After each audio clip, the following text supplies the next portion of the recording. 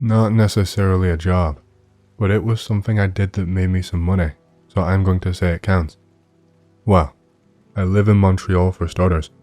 I live on the West Island, in Pierrefonds, with my girlfriend.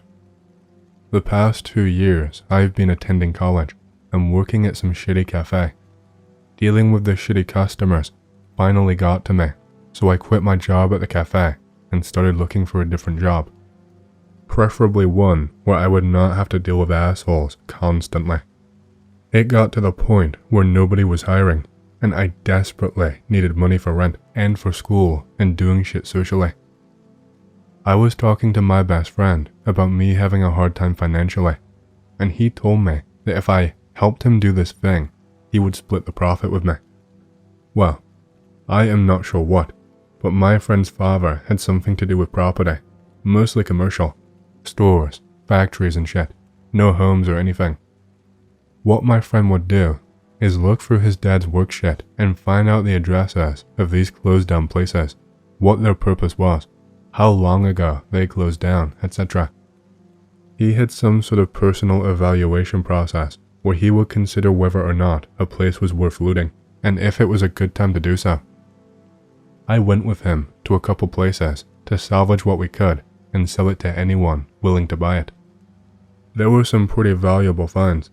It is shocking what people will leave behind. Anyway, things were going well. I was making a decent amount of money doing the occasional job with him. One day, he finds out about this place between Montreal and Toronto. He drives us over there, and the place looks really fucking scummy. He said it had only been abandoned a year before, but the paint was peeling, there was trash everywhere, smelled like piss. We had arrived at around 6 p.m. I guess, not too early, not too late. To this day, I am not sure what the place was. Might have been some sort of refinery or a waste management center or something, because the main reason we were there was to strip the piping. Lots of copper in places like that, and if you get enough, it can lead to a decent sum of cash. Well, we take shifts, waiting outside near my friend's 4x4 pickup and going inside to strip shit that looks valuable. We had been there around 2 hours, and we were almost done looking through the place. It was my turn to wait on lookout while my friend cleared out the last of the shithole. It has been about 2 hours at this point, and it was getting dark. My friend sends me a text saying something along the lines of, "This shit is weird. Park the truck behind the bushes and get over here. Bring something, just in case." I assumed he meant bring something in a weapon capacity, so I brought along 2 of the smaller, cleaner pipes and headed to the back of the building. My friend gestures for me to come over, and he looks visibly freaked the fuck out, which is rare because he is normally very level-headed. The last room had around 3 tents set up in it. It smelled like ass, and there were stains fucking everywhere. From the looks of it, might have been piss, shit, vomit. Some even looked like aged bloodstains. There were what looked like family photos everywhere, but of different families, not just different photos of the same one. Needless to say, we were pretty on edge at that point, but nobody was there, and we were armed, so we thought we'd just look through the tents and get the fuck out of there. 2 of the tents were repulsive on the inside, but nothing was too bad. The one to the far left, on the other hand, was fucking full of dead animals. The majority of them were cats, mostly strays, but a few of them had collars. There were at least 10 in there, minimum. At that point, it became too much, and we just went to leave. But Dennis saw one more spot he wanted to check out. There was an office near the entrance that was boarded up, and there was a bunch of office shit in there that looked mostly intact. Supplies, a small filing cabinet, a computer monitor. Wishful thinking, because it didn't fucking work anyway. I was really anxious to leave because I was pretty spooked, so I told my friend to go and start up the car. I would just search the office and bring the stuff around back. Seeing as I could not use the door, I figured I would just break the window. The place was already busted up anyway, so I did not feel too bad about it. I head into the office, and I shit you guys not, there was a fucking dead guy slumped up in the corner of the room. I could not see him because he was right behind the door that was blocked up. I am not big into forensics or any of that shit, but he looked like he had been killed a couple of months back. What really freaked me out was that the door was boarded shut from the outside. I am the one that just broke the window then, and there was a fucking dead guy in there. That must have meant that someone killed him in there, left him, and nailed the door shut with a bunch of scrap wood, or maybe he did it to himself. I don't fucking know. The point is, he did not lock himself in there. I could not take any more. I sprinted to the car like a little bitch, threw open the bushes. Didn't want to do it near the body. I don't know if they can get DNA from that shit or whatever. Worst part is, neither of us ever called it in, because our fingerprints are all over that place. I know it sounds like horseshit, but it actually happened. It's probably the only too spooky for me thing that will ever happen in my life though. Be me. Start frequenting a local pub in a very old building. One Sunday afternoon, I'm having a pint with a friend by the fireplace on a wooden dance floor. We both hear someone walk briskly past us and feel the wood give way to steps behind us. Turn around, even look down the corridor and see nobody is there. We are the only people in the building besides the barman. Hear this several times in the same area. Time goes on, and I start working at said pub when I lose my job. Continue hearing footsteps on the wood floor at quiet times. At the end of the night, we sometimes hear glasses being placed or moved around by themselves on the bar during cleanup. Sometimes it's right next to you. You would look, and there will be no one else in the pub. Sometimes, after closing, see a humanoid shadow move through the smoking area, which is parallel to the bar and visible through some bar windows. We always go check in case it's someone who's climbed the front gate, trying to break into the apartment upstairs. There is never anyone outside or in the apartment corridor.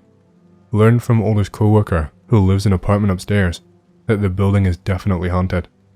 He tells me that in the 1920s to the 1970s, the bar was a gambling joint, and a man supposedly hung himself in the back of the smoking area after losing his life savings in a card game.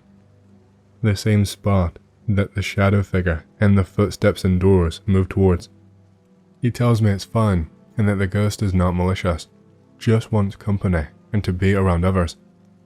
Eventually become assistant manager alongside another co-worker.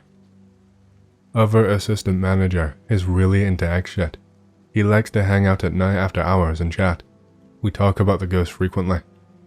Tells me that if he dies, he would do the same thing and hang around a pub with living souls for company if he were trapped on Earth.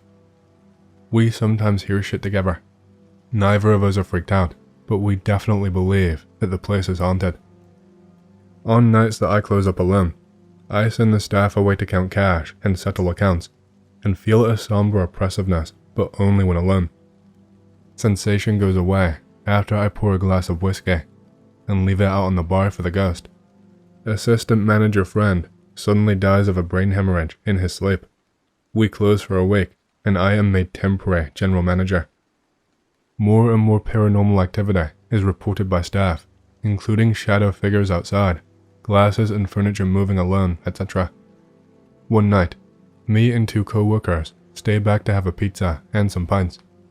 Hear the front gate shake violently, and the outside door slam louder than ever before. I run behind the bar with my phone in hand, ready to call the cops if I see a burglar walk through the smoking area. There is nobody. I go back, and we are a bit rattled. Figure it's the wind. 3 minutes later, we hear the same violent shaking, door slamming, and a huge knock. This time I run outside, ready to yell at some drunk fuck trying to get inside. There is nobody there.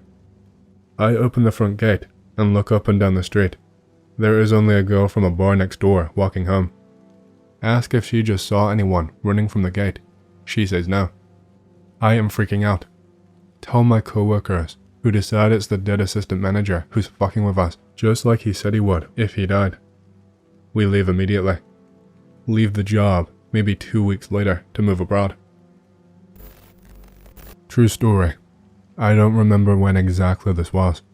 My guess is that I was about 10 or 11 years old. Back then, I shared a bedroom with my older brother. One morning, he was in the shower, and I was laying awake in bed waiting for my turn in the bathroom. The bathroom shared a wall with our bedroom. I was sort of half asleep, but I kept hearing him knock on the wall again and again. Finally, this woke me up, and I started yelling for him to stop knocking on the wall. It did not stop. I figured he could not hear me since he was in the shower. I thought he was just doing it to annoy me. He did stuff like that sometimes. In our room, the wall of the bathroom on the other side had a big dresser with a big mirror on top against it. So, I stood next to the dresser and started knocking back, hoping to get his attention and get him to quit it. The knocking from his side got really loud. This is when the weird shit happened. The upper left corner of the big mirror bulged out suddenly, like someone had struck it from behind. This was impossible, of course, since it was parked flat against a solid wall. I heard the water shut off, and my brother put on a towel, came out, and said, "How the fuck did you do that?"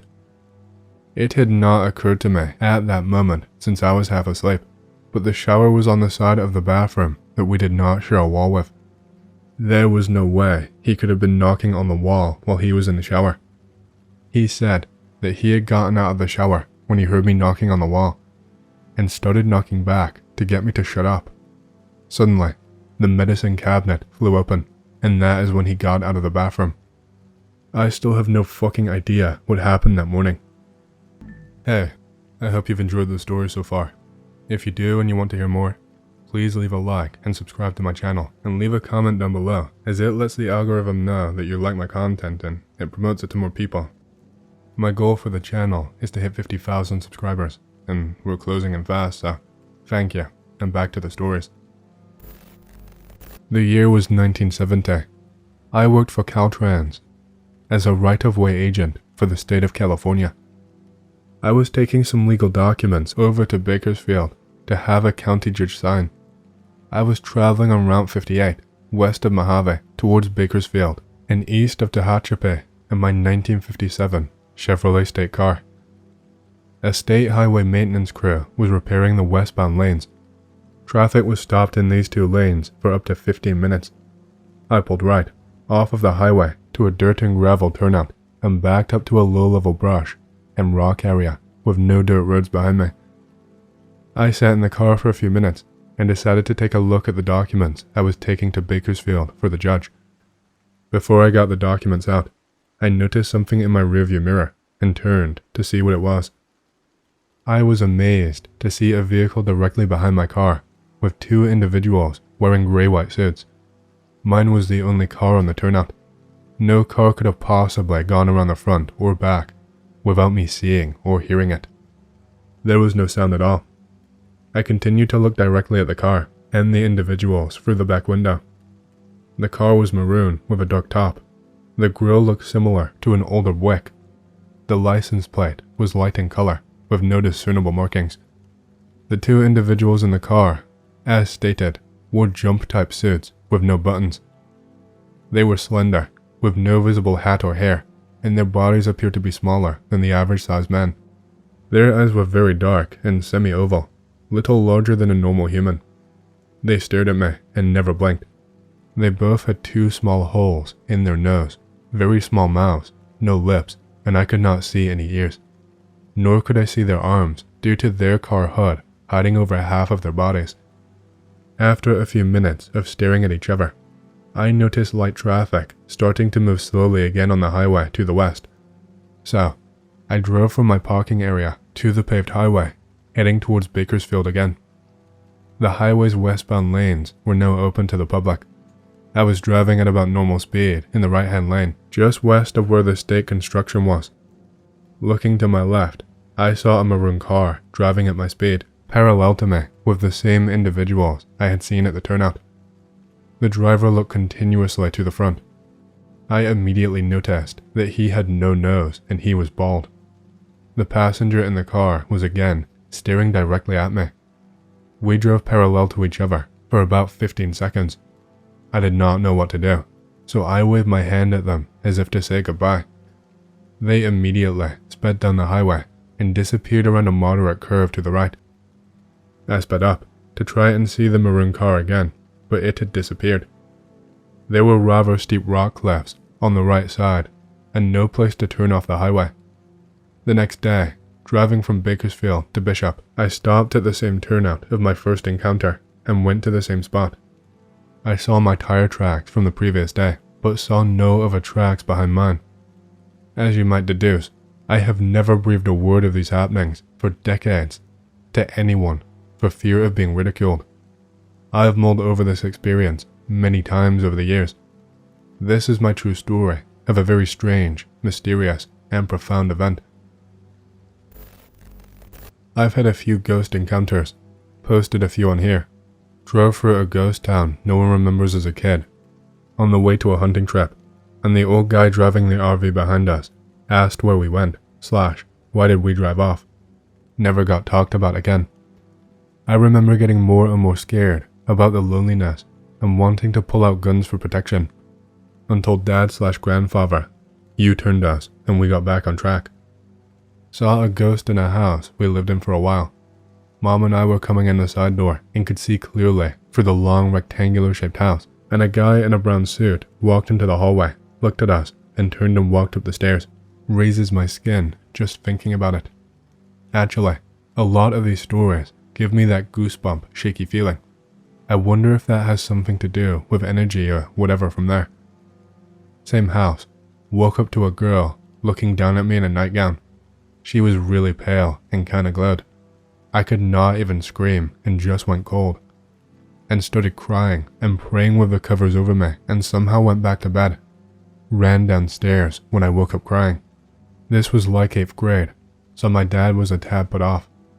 Saw a big ass human-sized owl up in the Black Hills of Dakota around midnight. Lost as hell on the back roads in the forest. Definitely think it was a shapeshifter or something.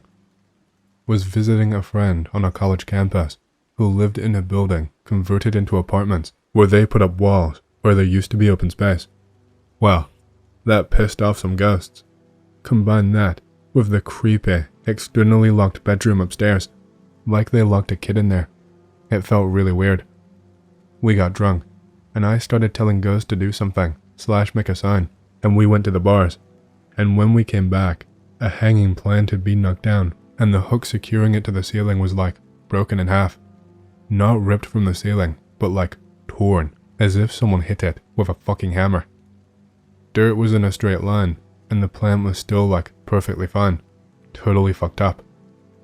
Have a ton about my aunt and uncle's place too.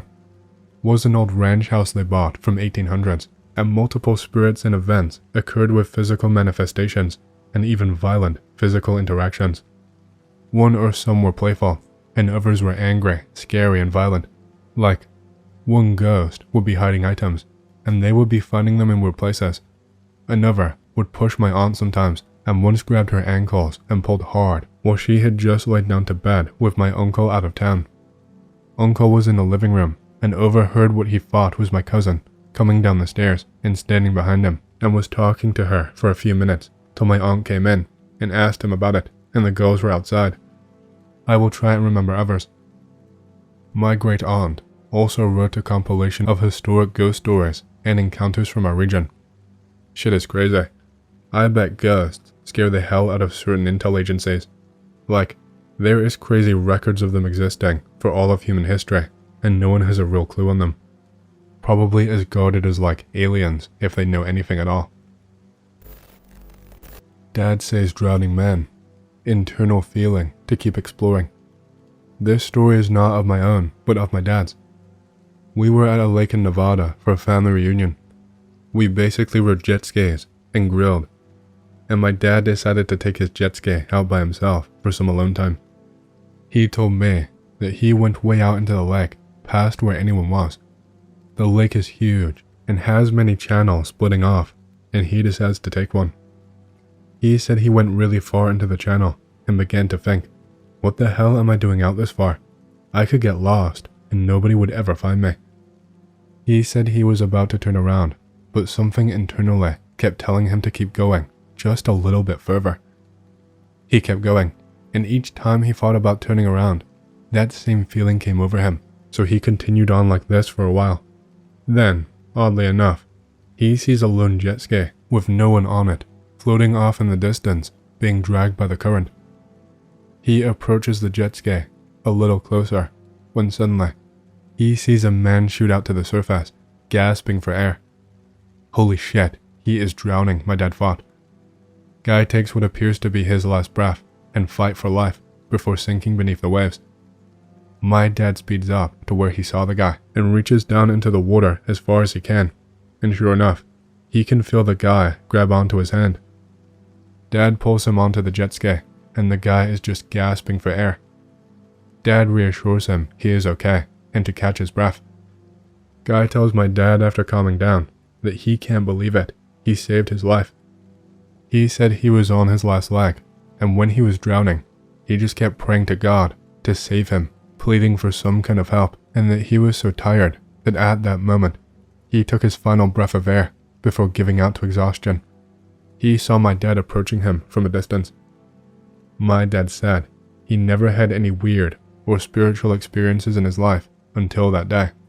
So, my dad saved a man's life that day. Pretty wild. Home invasion story. Of course, I will start. Be me last year, visiting my parents in the family house. Have a nice lunch with them and chat for a bit, sitting at the table. Gotta pee, guys, BRB. Go upstairs, cause the bathroom is just better up there. There is this hallway with my old room on the left, then the bathroom and my parents' bedroom right at the end of it. Just when I'm in front of my room, I see a leg in my parents' bedroom disappearing behind the door. Grey trousers and black sneakers, clear as day. You motherfucker, just wait a sec. Go in my room. Wear cheap, range earmuffs. Get my good old 500. Storm my parents' room. Where the fuck are you? Check the closet. Check under the bed. Window is open. He found his exit. Tell Pa and check the house with him in his boomer 1911. House is safe. That face when I did not get to shoot a home intruder cause I wasted time protecting my ears. So, I have this story saved for a long time now and actually posting it for a first time in an OP thread. 2007 or 2008, forget the exact time, but late 2007, early 2008. Friends go exploring way in bumfuck nowhere around eastern Oregon. Get lost in woods for hours. GPS is not working right after about the first 2 hours of hiking. Getting dark. Hearing animals in the woods, coyotes, and other larger game. Pull out Sig 9mm. Walk out into a clearing, hoping it's the road. No road. Just a large clearing with a small, slightly beat up ranch house and a light on in the front room. Run up to the door. Start knocking. One friend points out this could be a couple of old rednecks with a moonshine operation running. Holster gun and pull jacket over it. Keep knocking. Nothing. Door is slightly ajar. Push it open slowly. Call out. Hello? Anyone home? We have been lost in the woods all day and were wondering if you could point us to the road. Hear nothing. Hello? We're coming in. Push door open. 3 of us are in your doorway. Anyone here? We walk in. The air just feels thin and creepy. I pull out my gun and start clearing the room with the light on. Really nothing in the room. A little stool and lamp sitting on it. It's an oil burning lamp. An old rotten couch. Go back into the hallway and enter next room. Now, where it gets dirty. Hear my friend just scream bloody murder. Run back into the hallway and into the room he's now standing in, with gun drawn and ready to go. See a very dry, very old corpse hanging in the center of the room. It is nearly completely bone at this point, no clothes, and can't tell if it's a man or a woman. Put gun away, looking around room. See a pantry that is just slightly open, and hear a light noise like breathing. Pull gun, round chambered. Motion to friend to open up the pantry. He slowly walks up and flings the door open. A man's body covered in flies and bugs, shotgun in hand, his head just covering the wall. Not nearly as decomposed. Nope the fuck out and run away as fast as we can. Look back. See figure in front of the light before it goes dead. Nope, nope, nope. Whip out GPS and check where we are. Shit is all kind of fucked. Screen keeps flashing on and off where we are, but the lat and long are both 00. Shit, fuck shit. We are ripping through the woods. Stop and catch breath. Look at GPS again. See our location, but it is still blinking back to another one, marked 00. We start walking back to our car we had saved in the GPS. All the while, it is blinking back to our previous location. Still have the heebie-jeebies. Finally back to car. GPS is still flipping shit. Get in car. Friend is holding GPS and say it's blinking to around the car, but like 16 feet off. See light in the woods suddenly. Light flies towards us. Oil lamp smashes on the front of our car. Nope, nope, nope. Rip that shit into reverse and drive like a bat out of hell out of there. GPS still blinking to behind us. After we get about 30 miles away, the GPS goes back to normal. Never told anyone about that time. Never talked about it again. This happened to me last night at my father's house. Be me. Hanging out with my dad because why not? He is cool and always watches sci-fi movies with me. Have uneasy feeling since I've arrived. Realize I've felt this way the past couple of times I was there. Watching Prometheus when we hear a loud bang outside. Before this next part, I should explain that my father lives in a very small house. The front doors go straight into the living room, connected to a kitchen with no walls separating it. One door goes into a bedroom from the kitchen. Another door goes into a middle room with one wall that has a single window, and 2 doors at the back of the room. One to the bathroom and one to the laundry room. The laundry room has a door that opens into the backyard. Dad freaks out, turns TV and Blu-ray player off immediately. Tells me to get into middle room and huddle between a dresser and a wall. He turns off every light in the house and hands me a thick piece of wood. I suggest we see what's going on outside, and he tells me no. Stay out of the light, son. What the fuck? Uneasy feeling from when I arrived intensifies tenfold. Ask Dad what he means. He does not answer. Sitting in silence in the middle of the room for about 5 minutes. Start hearing voices coming from the window in the bathroom. Do you hear that, son? Nod my head and focus on the direction of the bathroom. Pitch black, so I can't see anything past the stick in my hands. Talking disappears. Start looking for my dad's machete. Every time I get close to a window, my dad tells me to get away from it.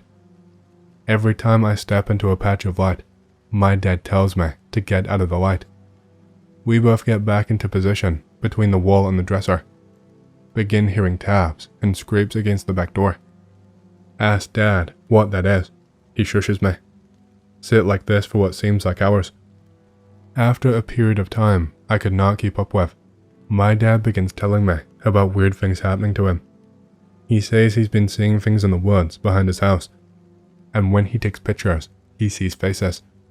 Says the voices outside is a regular occurrence and he is used to it. Says his spoons disappeared for about a week, then reappeared in the exact same place he had seen them last. Tells me about times where it sounds like something is on the roof, and when he goes to check, nothing is there.